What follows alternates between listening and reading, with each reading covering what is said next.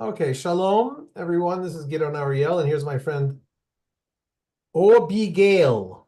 Abigail. Abigail. Where I come from, AWE is pronounced O. So it's why not AH? Abigail. Anyway, Abigail Wolfer is an old friend from Facebook, I believe, and she's Root been source following too. us. Pardon me? Root source. Oh, we started out on root source. Very nice. Of course, the root source too. Yeah. And she's seen some things in the past few weeks, so she's got questions, and so she does what I challenge everybody to do, and that is simply ask to meet with me. And guess what? I like to meet with people. So here we are meeting with Abigail, and what have you got on your mind, Abigail? I saw on Facebook that you and Yitzhak Shapira have met, and I'm familiar with him, and with you, and I'm curious as to the nature of your relationship, which you guys, you work together on things. Like to hear more about that. How did you meet? Well, with your permission, I'll go a little bit deeper. As you probably know, and as hopefully most of our viewers know, I'm a regular kind of Orthodox Jew born in New York, made Aliyah in high school, lived in Israel, and lived today in an Orthodox community in Judea and Samaria, not far from Hebron. Pretty standard. However, I discovered that there are Christians who love Israel. And that was something that piqued my interest decades ago. And as opposed to the way many Jews and really anybody is worried or hesitant to engage with kinds of people that our kind of people doesn't engage with, you know what I mean? We don't do that kind of thing.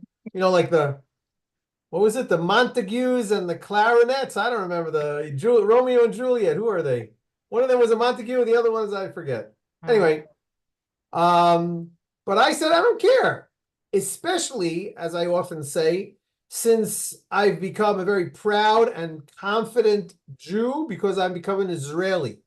And Israel has made Jews much more confident, much more robust. And I think that God put it into my heart to engage with Christians. So for me, Christians are anybody for whom Jesus has some spiritual significance. And Jews, for the most part, are not Christians. That being said, and we'll skip a little bit and go straight to my friend Yitzhak Shapira. Yitzhak Shapira is a member of the category of people who are both Jewish and Christian. He is unquestionably Jewish. He's Shapiro. I mean, can't get much from him. I think he was born in Israel, and I don't remember exactly how I discovered him. It was within the past 10 years, but certainly more than 5 years ago. And I was intrigued. I'm always intrigued by people. You know me, I have a red line. I'm not willing to speak to people who I think are going to kill me. And I didn't think that Yitzhak was going to kill me, not at all. No. And also, I remember spending about an hour talking to him on the phone when we first met. I was looking into it. So Jews who believe in Jesus are a very touchy subject amongst Jews. Most Jews are okay with Christians. Okay, you're Christian. You're not Jewish. Okay, you want to be Christian, you want to be Muslim, whatever. Fine. So they're less worried about that. Again, some of them are a little bit weirded out that I spend so much time with Christians, but if I phrase it right, then it's okay. Somebody who is like on both teams at the same time, then you're not really sure who to root for. You know what I mean? That being said, I already told you what my red lines are, and I'm not there might be some Christians who say, ooh, let me talk to a Jewish person and maybe I'll finally say the right thing and they'll come to faith in Jesus. I've been in this business too long for that to be something that I'm both worried about or concerned about. In other words, it's just nothing that happen. If that is what your relationship with me is for, then pretty soon we're just not gonna have a relationship and say, okay, I'm not gonna be successful with this guy. Let me find somebody else. Most of my Christian friends are interested in having a sincere, friendly relationship with me because they think that we have the same God, and God wants us to be friends. And I think the same thing. Yes. So we definitely have things that we disagree upon. Mhm. Guess what? We're human. And we don't have to focus on the things that we disagree upon. I think that if we have a good enough relationship, that if we've done the dance for long enough and we say, okay, if I step on your foot, you're not going to be offended and run away. Right.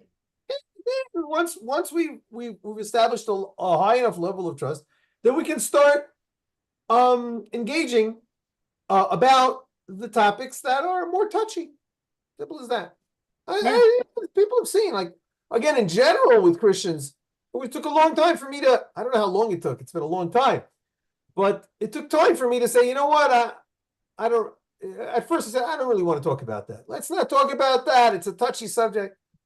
But little by little, especially when I'm offline, then I'll talk about anything. Yeah. Simple as that.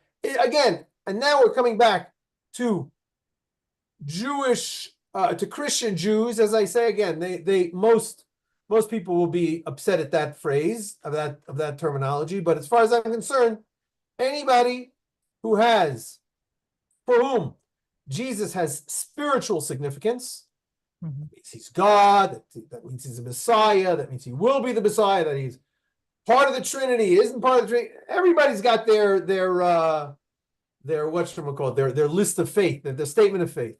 I'm not gonna talk to you if you have this kind of statement of faith, not talking that. I'll talk to anybody. So and I'm not here to define you, but but it's a simple shorthand. That's the way it goes. So Rabbi Yitzchak, even though he has faith in Yeshua, as far as I can see, he minimizes that. No, he doesn't minimize it. He doesn't talk only about it. He mostly talks about Torah. Yes. And when I've spoken to him, he said, listen, I'm very happy that you are teaching Torah to Christians, to the Goyim, to non-Jews, because that's what Rabbi Yitzchak, think that needs to be done. He, as far as I've seen, is not into finding Jews and saying, hey, you have to join the people who believe in Jesus. He personally does, but he's not, I hope I don't get him into trouble. But I don't think that's really, that's not what I've seen the focus on. His focus is on taking people who are interested in Torah, whatever they are, usually it's Christians, and teaching them, which frankly is the same thing that I do. He's got a slightly different spin on it. Okay, don't we all? So he took a little time out of his breaking, what's it called? His back breaking schedule or something breaking, I don't know. He's And got a heavy schedule. a heavy schedule, and he was in Jerusalem, and I came in specially to Jerusalem to meet with him, and we had a lovely hour-long talk, and hopefully it'll be less than 2, 3, 4 years till the next time that we meet. Hopefully we'll be able to figure out a way that we can do stuff together. Have you Did I give you an answer? Oh, yes, you have. Have you read any of the books that he's written? As a matter of fact, he gave me a copy of his book over here. Yeah. The New Hamas. Yeah, I don't have that one. I have a couple of his books, but It's very new. I think yes, he wrote it overnight and published it within the past month. it was fast. So I read, I think that it's got like about 100 pages. I think about 80 until like page 85. He doesn't even mention Jesus. He doesn't even Right. quote from the New Testament. It's very good. Some of it I have questions about. Some of it I say, but most of it seems very interesting and good. Okay. So that answers that question very well. Well, thank you. I hope nobody's getting in trouble from this. I doubt it. And Yitzhak Shapira is not one that he can handle any trouble that comes his way if it were to, and I don't see why it should. Uh-huh. So the next thing that I wanted to ask you about is Yes. I saw something about this Embassy of Indigenous Nations, and it wasn't real clear what it was, or I would love to hear about it. It sounds fascinating. Well, I'm not the best spokesman for that, Okay.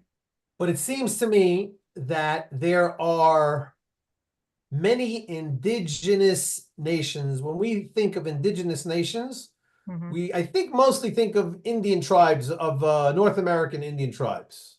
For the Aborigines of Australia. The Aboriginal of Australia, you got some in South America, gets here in Hmm. Africa, you got all over the Right. place. So a lot of these indigenous tribes, or at least parts of them, have become Christian.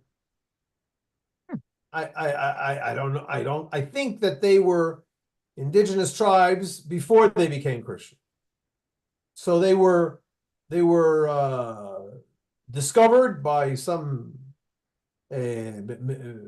missionaries or something like that 100 years ago, 300 years ago, wherever, and they became Christians. And I don't have to tell you that there are many different kinds of Christians. Hmm. And within those many different kinds of Christians, there are let's call them the pro-Israel Christians and the not so pro-Israel Christians. Yeah. Sadly. Okay. So it seems that a few of these Aborigine people, just like many Christians, got a heart for Israel. Hmm. And so they started networking a little bit with each other. So they created a Indigenous Nations Network or something like that. So there might be a few different such networks, but this specific network was created by, was founded by, was run by this lady by the name of Sheena, I think. I don't remember her first name exactly. Trotter, I think from Australia, maybe New Zealand. I don't know her too well. Evidently, I just reached out to her and she said, "Oh yeah, you gave us a tour of Hebron a few months ago." I said, "Okay." I don't have such a good memory. But my real connection are Chief Joseph and Dr. Larilyn Riverwind. Hmm. Today, I think they live in Tennessee someplace. Yeah, I know. And he is the chief of some tribe that started out in Puerto Rico, maybe, or Hmm. someplace else in mid-America, Central Latin America, I don't remember exactly. And she, I think, has something to do with Navajo. I don't remember. But they are very, very, very pro-Israel. Yes. So I met them at a pro-Israel event in Jerusalem years ago, BC, before COVID. And I think I might have met them in America once or twice. But meanwhile, here they were. And I said, "Hey, I'd love to come to this thing." And they said, "By all means, come." So they are the most colorful of the people who are of that event. A few people came dressed in their indigenous tribes special dress, but they were over the top, as they say. And so I got invited to that thing, and it was a lot of fun. And they created an indigenous embassy, or an embassy for indigenous friends of Israel, if you will. It seems to me that they have a little bit in mind the idea of the International Christian Embassy Jerusalem. So Okay. this is the International Indigenous Christian Embassy Jerusalem. Right now, it's mostly just a sign at the Friends of Zion Museum in the center of town. What they're going to do with that, I'm not sure. I hope to have a meeting with Ms. Trotter to see what her plans might be and if I can help it anyway. And And really, I think that God is putting into people's hearts all over the place. When I went to, and again, certainly many of these delegates that came to this convention, whatever you call it, for this opening, there were probably about 30 people there from all over the place. I think that many of them are involved with the ICEJ, the International Christian Embassy, Jerusalem, which has branches all over the world. I was knocked out of my seat one year when I was at the ICEJ's Israel night, or Israelis night, of their tabernacles, their Feast of Tabernacles. Mhm. Doesn't look like you're nodding so much. Whatever.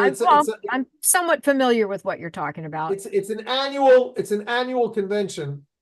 Yeah. Of this ICEJ that has branches, like I said, in dozens of places all over the world. And in some places, 1 or 2 people shows up. In other places, dozens of people show up. Usually the Brazilians show up in like almost 100 or something like that. And so the MC of this event said, okay, please put up a map of the world on the big screen behind me. So, okay, now please focus on Australia. Okay, now please go up about 1,000 miles, whatever. Okay, it looks like the Pacific Ocean, doesn't it? Please zoom in. Zoom in a little bit more. Zoom in a little bit more. Oh, now you can see that little tiny dot. Now zoom in a little bit more. As you can see, this is not a tiny dot. It's not a dust on the screen. It is actually an island, and it is a country. I don't remember which country it was, but this country has maybe a few thousand people, but it's got voting rights in the United Nations, and we have a branch there. There are residents there who are on fire for Israel and fire for the God of Israel. Unbelievable. It's really the a realization of the prophecy of all the corners of the earth, from the most distant island lands of the earth. I knew about the one in Jerusalem. Yeah. And it wouldn't surprise me to hear that there's, one in some of the major countries like Canada, America, whatever. But I had no idea that there were so many branches all over the world. And that is exciting to see so many people who are recognizing the significance and the importance of Israel. Right. Absolutely. Very exciting. I'm again, this is a somewhat untread territory for Christians, of course, and for Jews. So, but I've been in it enough times, and not only me, there are numerous Knesset members, friends of mine who have come to these events. The mayor of Jerusalem comes every time. We're doing okay, and it's fascinating. And I encourage anybody who is not familiar with the International Christian Embassy Jerusalem to look up ICEJ and join them in your country, wherever you are. Awesome. Thank you. Next question. Do we have any kind of an update on the hostages? I hear about some, a few here or a few there may be rescued, and then I hear they find more that sadly are no longer with us. Can you give me what the latest is regarding the hostages?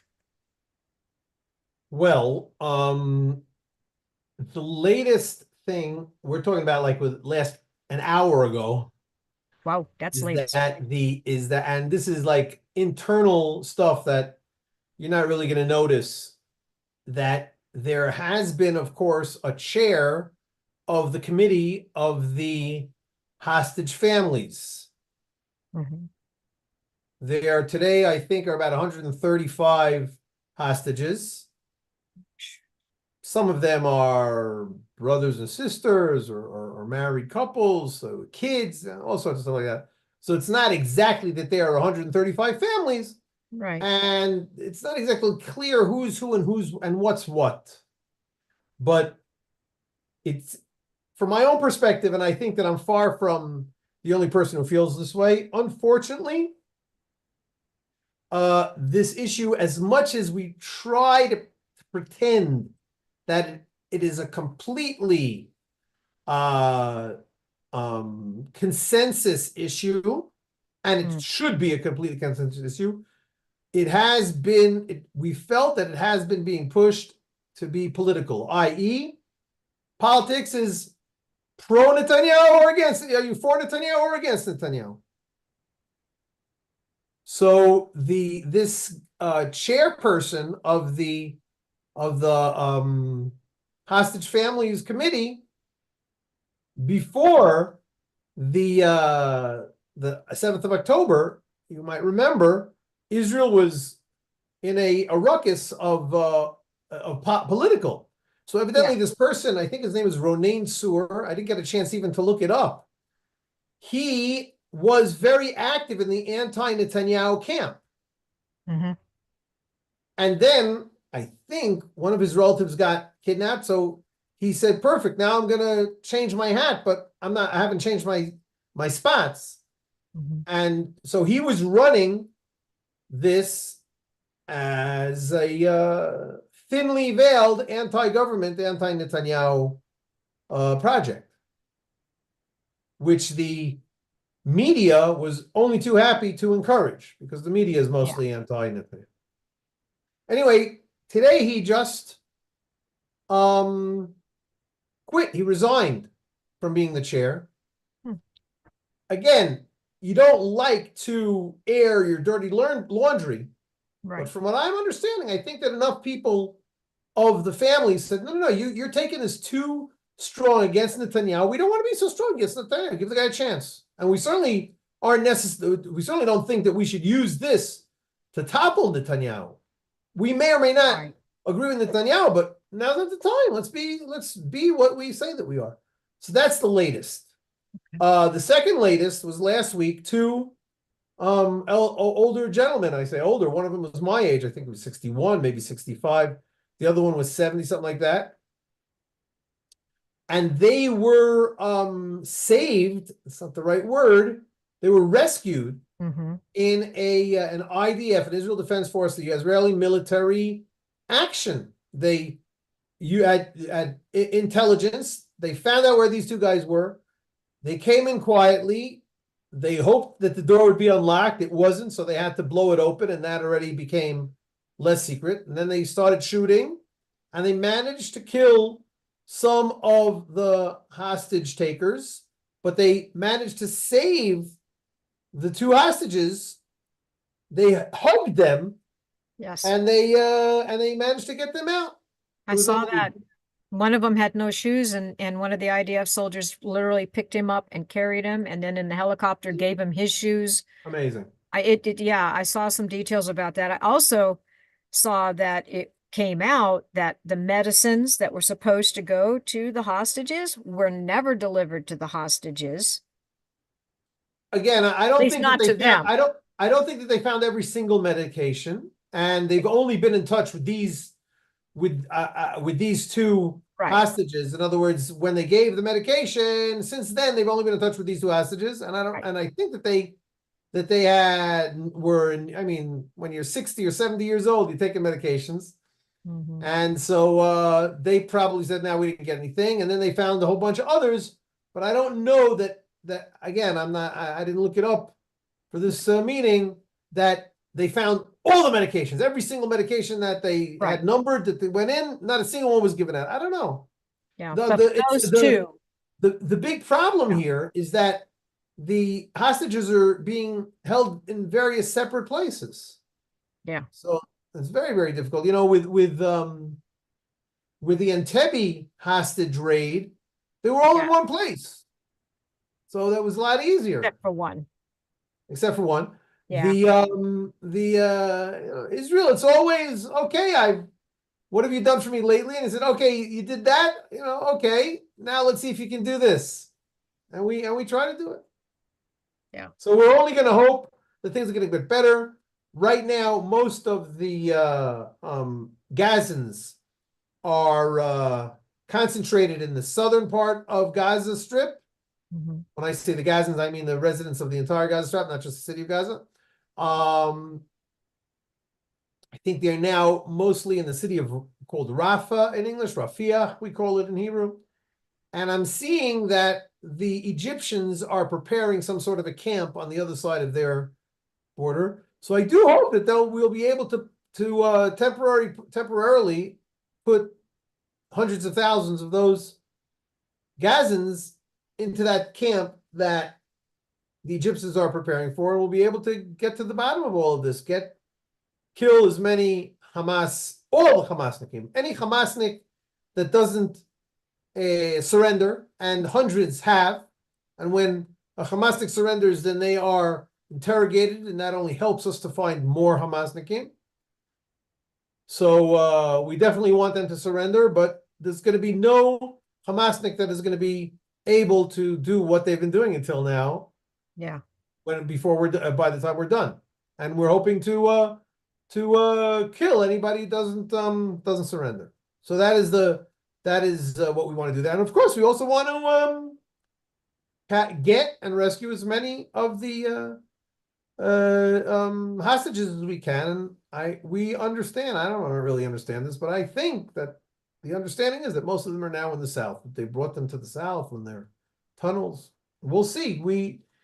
I only support. I cannot say enough how much I support the IDF and the government, which is the war government, which is instructing the army, the military, what to do, and they seem to be doing a darn good job, I think. Yeah. It's a very difficult situation. I mean, it's very challenging. And Yeah, it's amazing to me too, the things that people try to say, the IDFs, oh, they're doing this and they're doing that. And, you know, all these accusations fly out, Israel's trying to commit genocide of Gazans and stuff like that. And it's like, do you know what happened on October 7th? Do you know what they've been doing ever since they gave up Gaza to them? I mean, from day one, they have been coming. Israel could have easily, they broke the agreement. Israel could have come in within the first, weeks to months and just taken Gaza back. They had every legal right to do so, but they still kept giving them chance after chance after chance. And so it saddens me when I see how much propaganda is out there and how much lies and how much people believe it. But what saddens me the most is when I see Christians believing it. That just is heartbreaking to me, because if you look at the Tanakh, it's about Israel. It's about God bringing the world into existence and bringing Israel into existence and the yes, people, and spreading the knowledge and the truth of Him, who He is, to the world, because He right. made all of us. He didn't just make Jews, He made every single human on the planet. So it's heartbreaking when I see that kind of stuff. So Well, just Bezrat keep Hashem, praying. we have a phrase in Hebrew, Yeshuat Hashem K'haref Ayin, the salvation of the Lord is in the twinkling of the eye. And hopefully we will be able to find that salvation very quickly, including how people think about the God of Israel and the people of Israel and the land of Israel. And we will keep praying for all of that. Amen. Assist for the country, for the hostages, for the survivors, because that's so traumatic. So much trauma. I mean, it's unbelievable. And that's the thing too that people don't understand. And I remember um hearing, I think it was Jeremy Gimpel said that he had had dinner with the father, I think, of one of the hostages, and how, because Hamas had taken the cell phone of the hostage, they were constantly calling the Oy. parents and just vile things, and we're torturing your loved one, and we're doing this and we're doing that. So this ongoing gut-wrenching trauma over and over again, and it's just so horrific. And so my heart and my prayers go out for all of these people who are dealing with this trauma in the Amen. ongoing. Yeah. So that takes me to the last thing I had on my list, which is Amir Sarfati. He seems to, I've been following him on Telegram, the right one, because there's a fake one too, but the correct, yeah, I know. Go imagine that. But the correct Amir Sarfati, I know that he seems to be very in the know. And I also know that he said there was some government official, I forget what country, who said that he gets more information from Amir and what he puts in Telegram than he does from his own official channels. I'm not So surprised. I just was wondering, are you familiar with Amir? What do you think of him? It's just, he's very prolific in what he puts up there. Yeah, so I, like many Israelis, when the war started, we were having an overdose of information. So a few people said, "Okay, follow me, and that's all you need to do." And I found a WhatsApp group that sends out a morning update and an evening update twice a day. I also listen to the news a little bit by now, and I have other WhatsApp groups. Israel, we have WhatsApp and an infusion over here. We're very up into WhatsApp over here in Grove. So I don't need, and when I saw, I checked out Amir Tsarfati. First of all, he does Telegram, and I don't do Telegram. Yeah, And there was a way for me to do it, but I'm not going to make an effort to follow him so much because I'm getting most of the information that I need. But it seems that he's gotten a good gig. He's found a niche. Obviously, he had first of all, I'm sure he had many, many, many, many followers before the war, and so now he's getting more followers, and he's providing people with what they want. I think that it might be good enough to do just 2 updates a day, but chances are he does a lot of very short updates, and I can't vouch for the 100% propriety or yeah, truthfulness of everything that he posts. But it's not like you're gonna read something and that's gonna make a big difference. right.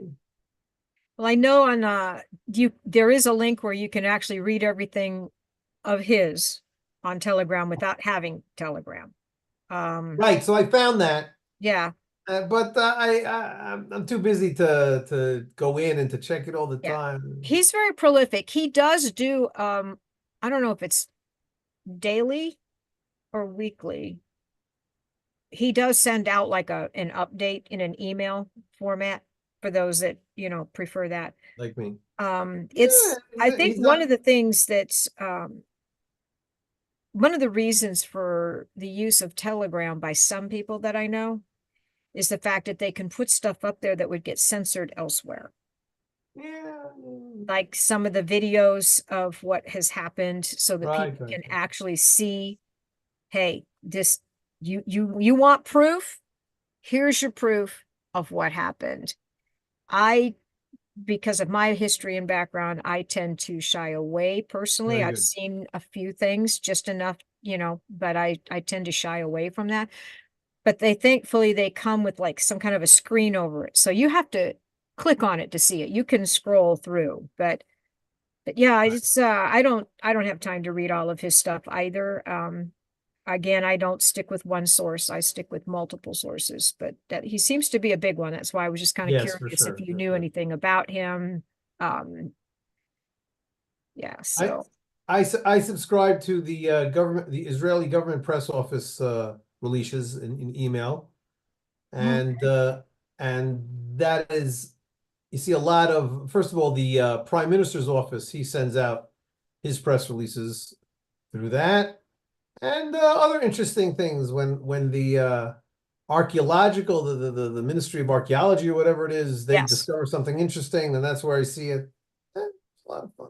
But whatever, So it's I really everybody, I encourage people to stay within their circle of influence, not their circle of interest. In other mhm, words, what can you, or your circle of impact? yeah, What what do I need to know in order to make a difference in this world. If you're saying, oh, gee, I just need to know more information, Hmm. then it's just infotainment.